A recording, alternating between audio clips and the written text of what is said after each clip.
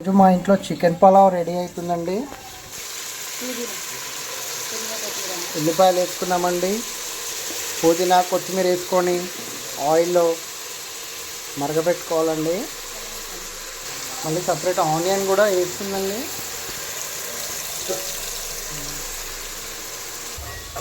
మా ఆవిడ పుదీనా తెంపేస్తుందండి. టమాటాలు కూడా వేసేసుకున్నదండి. మూత పెట్టేసుకోవాలండి. కర్రీలోకి అల్లం పేస్ట్ వేసేసేదండి. చికెన్ వేసుకున్నామండి. చికెన్ వేసుకొని కలిపేసుకుంటాం.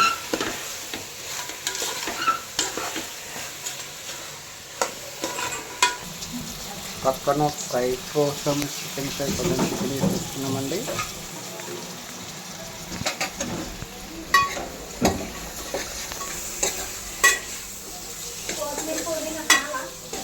ఉంది కొంచెం ఇలా కొంచెం వేసుకోవాలి.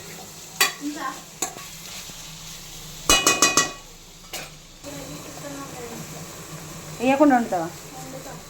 వేయకుండా అంటే మస్తు ఉంటుంది కదా. రైట్ అండి. ఇలా అయ్యాక రైస్ తీసుకుంటాం.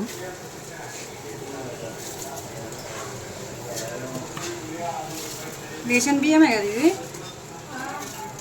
కొన్ని వాటర్ అటు ఇటు పోయాలి కదా, మెత్తగా ఇలా కలుపుకోవాలండి.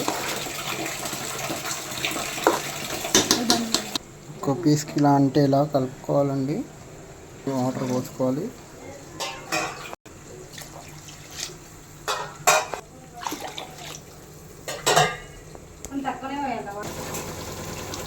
ఒక చికెన్ కర్రీ అవుతుందండి.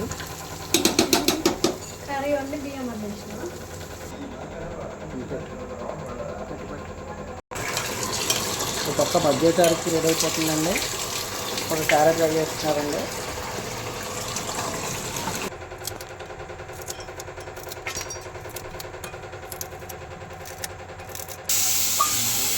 చికెన్ కర్రీ అయిపోయిందండి. తీసుకున్నారా? ఫ్రై చేస్తున్నారండి. నెక్స్ట్ పెట్టుకున్నారండి.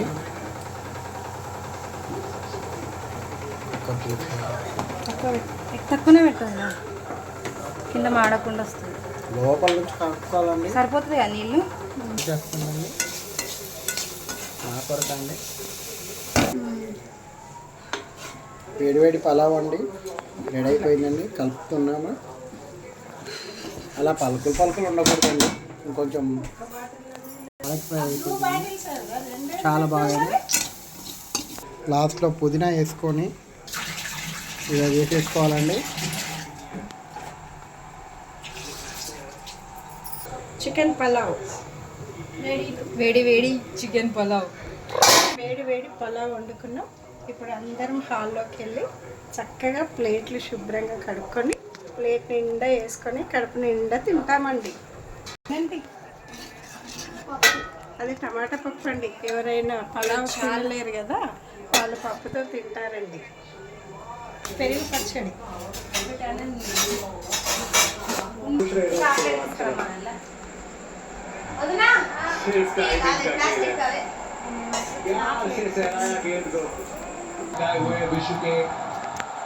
కొత్తగా పెట్టిన చిన్న ఒకటే